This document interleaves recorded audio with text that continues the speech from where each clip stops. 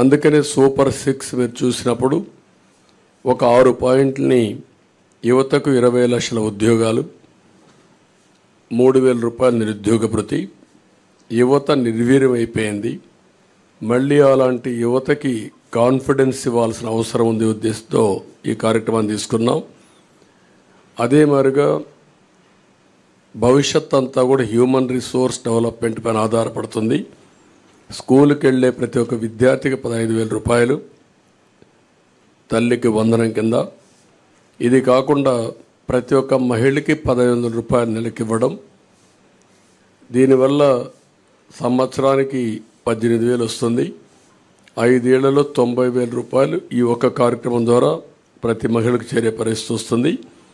ప్రతి ఇంటికి ఏడాదికి 3 గ్యాస్ సిలిండర్లు, ధరలు పెరిగాయి, నిత్యావసర వస్తువుల ధరలు అయితే ఆకాశానంటే పరిస్థితి వచ్చింది.